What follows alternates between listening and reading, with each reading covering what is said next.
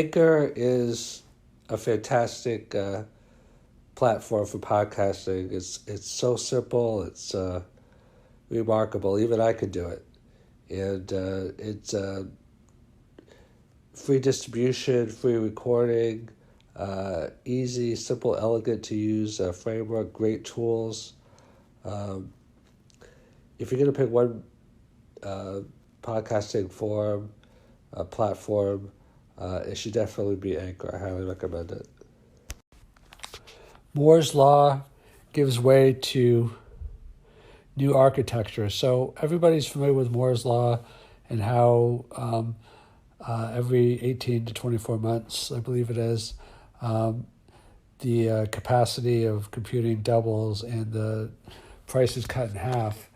This happens for a period of time, and then when it reaches the end state where you can't do that anymore, then you have to go to a new architecture. And there's several different aspects of this that I want to talk about here. One is that they say that every 10 years or so, there's a new computing architecture. So in the mid-1990s, I believe it was about 1996, the internet came into play with the Netscape browser, and that opened up a whole new computing platform. And then in 2007, 11 years after that, a little bit over 10 years, mobile. So with the browser, the desktop computing, personal computing became very popular. I mean, obviously you had Apple before that, but there's a lot more to do online when you have the internet. And then 2007, you had the iPhone, which took the smartphone mobile revolution. So that was a change in architecture from desktop to mobile. And now with 5G, you have another switch, and also with voice, so that mobile is starting to phase out, and the Internet of Things and other voice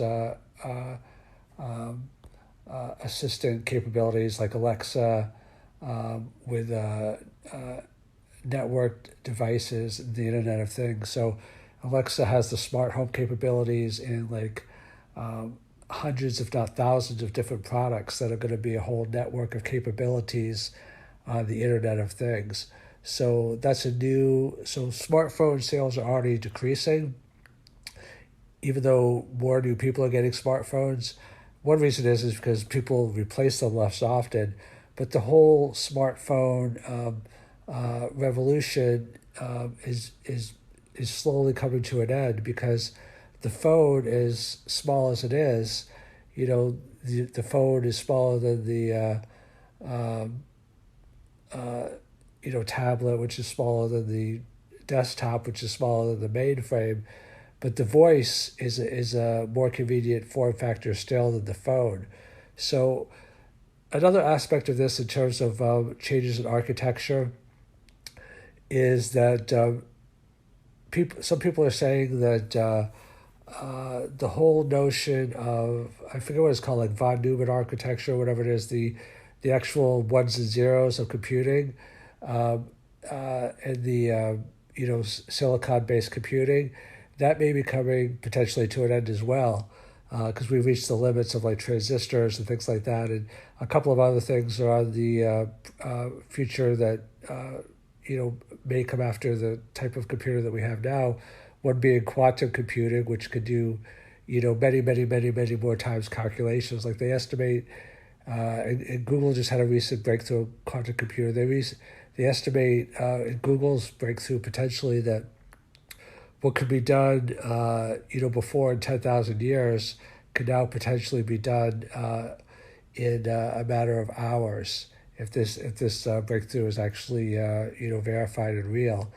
And another new type of computing architecture could be photons, like light, which goes much faster. Another could be like a kind of biological that actually like the DNA, and I don't know exactly how it works, but like DNA is basically like a code, like computer is a code, and you could have like, but I don't know if it's actually stored in the cell or how it works, but so there could be like photons and lasers, just like how the microfibers are so powerful and fast. So you could have a light based computing, you could have a biological based computing, and you could have a quantum based computing. So it's not only that computing follows like a linear, Moore's law type of advance, but it also so I should actually say not linear because it's somewhat exponential, but a quantitative increase, but it also follows these qualitative so that the whole architecture can vary and be different.